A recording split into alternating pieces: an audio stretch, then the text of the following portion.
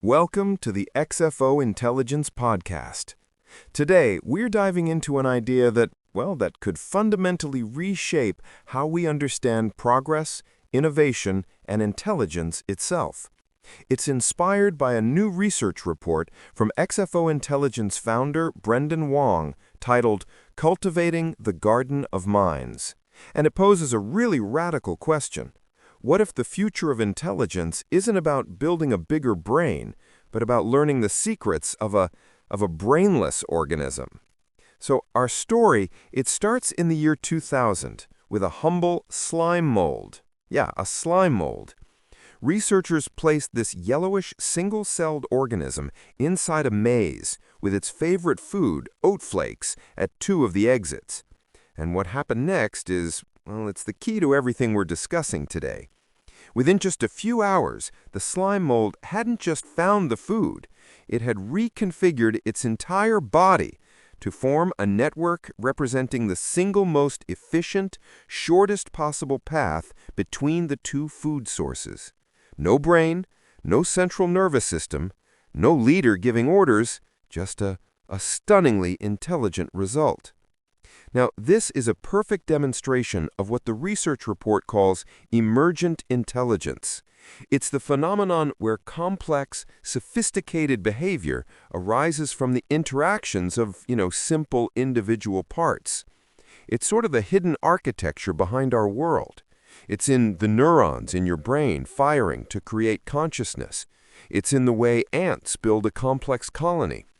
It's how a market economy can coordinate the actions of millions to set prices without any central planner. For too long, we've been obsessed with this top-down model of control. This research, it urges us to look at the power of the bottom-up. What makes this idea so powerful is the principle is fractal. The patterns they're self-similar across different scales. So the rules that allow a neural network to learn are echoed in how an elite team produces a breakthrough innovation, and even how a society achieves technological progress. This is a profound insight. If you can understand the principles at one level, you have a master key to unlock potential at every other level. At the heart of this process is a mechanism called stigmergy. I know it sounds complex, but it's simply a form of indirect communication. So instead of talking directly, agents modify their environment, and that modification, that becomes the signal for others. An ant finds a food and leaves a pheromone trail. The stronger that trail, the more ants follow it, making the trail even stronger. A weak trail with no food at the end, the pheromones they evaporate. It's a natural editing process. And in our modern world, this is happening constantly. A developer contributes a piece of code to an open source project. If it's useful, others adopt it and build on it. If it's not, it's ignored. That's digital stigmergy. So how do we do this on purpose? The report proposes this brilliantly simple framework, ACEs, A-C-E-S. First, A, attract high-quality diverse components. For an organization, this means hiring for cognitive diversity, so different ways of thinking, not just, similar credentials on a resume. Then, C, create a connection architecture. This means designing physical and digital spaces that encourage valuable interactions and break down the silos that prevent good ideas from meeting. Next, E, enable fast and clear feedback loops.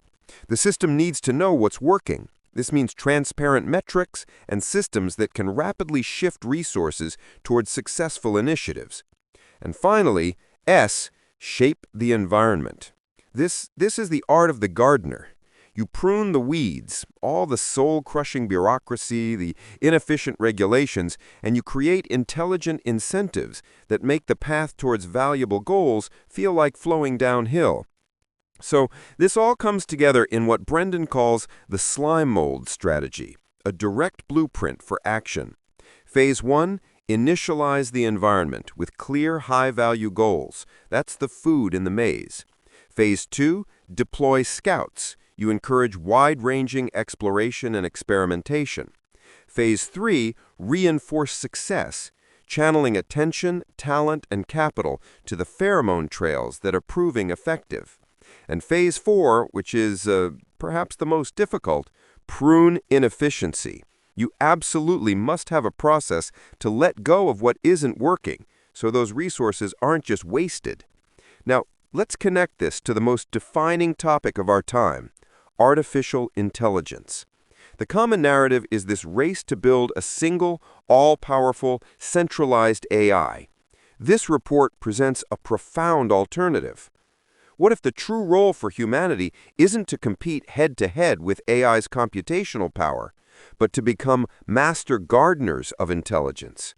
To use AI as our ultimate tool to see the emergent patterns, to amplify the right feedback loops, and to design better environments where our collective human intelligence can flourish and solve problems we couldn't alone. You know, the biggest barrier isn't technology, it's our own psychology.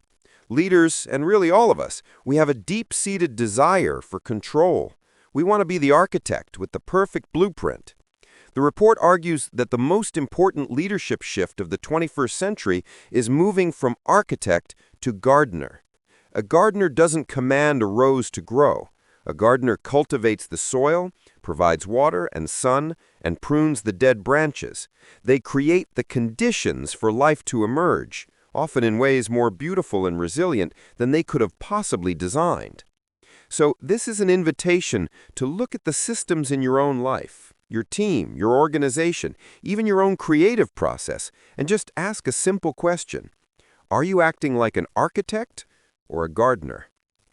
The ideas here are deep, and for those who wish to explore them further, especially, academics or students in fields like complexity science, AI, neuroscience, or organization design, we are making the full research report available. To request your free copy of Cultivating the Garden of Minds, simply send an email to xfointelligence@gmail.com. That's xfointelligence@gmail.com. As we close, I want to leave you with a question to carry with you. In a future increasingly shaped by powerful artificial intelligence, what becomes the most critical skill for humanity? Is it our ability to think faster and smarter as individuals?